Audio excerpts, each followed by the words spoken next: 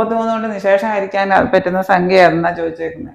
33 എന്ന് പറയാൻ 3 ഗുണം 11 തന്നിരിക്കുന്ന സംഖ്യകൾ ടെസ്റ്റ് ചെയ്താൽ മതി. 3 കൊണ്ടും 11 കൊണ്ടും നിശേഷം ഹരിക്കാൻ പറ്റുമെങ്കിൽ ആ സംഖ്യയെ പറ്റും. ഇവിടെ എല്ലാം കൂടെ കൂട്ടി നോക്കുക. 3 3 6 3 9 10 സംഖ്യ അക്കങ്ങൾ കൂട്ടുമ്പോൾ 10. അപ്പൊ ഇത് പറ്റത്തില്ല. ഇത് 3 കൊണ്ട് നിശേഷം ഹരിക്കാൻ പറ്റത്തില്ല. ഇനി 7 3 10 10 5 15 1 16. അപ്പൊ ഇതും പറ്റത്തില്ല. 16 3ന്റെ ഗുണിതമല്ല.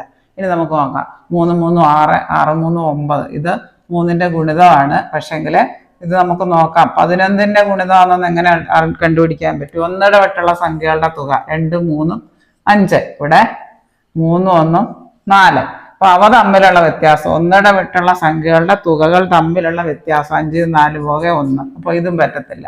തന്നിരിക്കുന്ന സംഖ്യകളുടെ ഒന്നിടെ വിട്ടുള്ള സംഖ്യകളുടെ തുകകളുടെ വ്യത്യാസം 0 11 22 33 അങ്ങനെ വന്നാൽ നമുക്ക് ആ സംഖ്യ 11 കൊണ്ട് നിശേഷമായിരിക്കും. അപ്പൊ ഇത് നോക്കാം. 3 കൊണ്ട് പറ്റുമോ നോക്കാം. 2 4 6 6 1 7 5 12. തുക 12 കിട്ടും. അപ്പൊ നമുക്ക് 3 കൊണ്ട് നിശേഷമായിരിക്കാം. 11 കൊണ്ട് പറ്റുമോ നോക്കാം.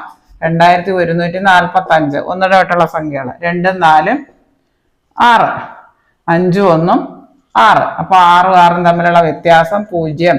തമ്മിലുള്ള ഈ ഒന്നിടെ വിട്ടുള്ള സംഖ്യകളുടെ തുകകളുടെ വ്യത്യാസം 0 11 22 33 അങ്ങനെ വരുവാന്നെ തന്ന സംഖ്യയെ 11 കൊണ്ട് നിശേഷമായിരിക്കാം. അപ്പൊ ഈ സംഖ്യ 3 കൊണ്ടും ഹരിക്കാം 11 കൊണ്ടും ഹരിക്കാം. അതുകൊണ്ട് ഓപ്ഷൻ ഡി ആണ് ഉത്തരം.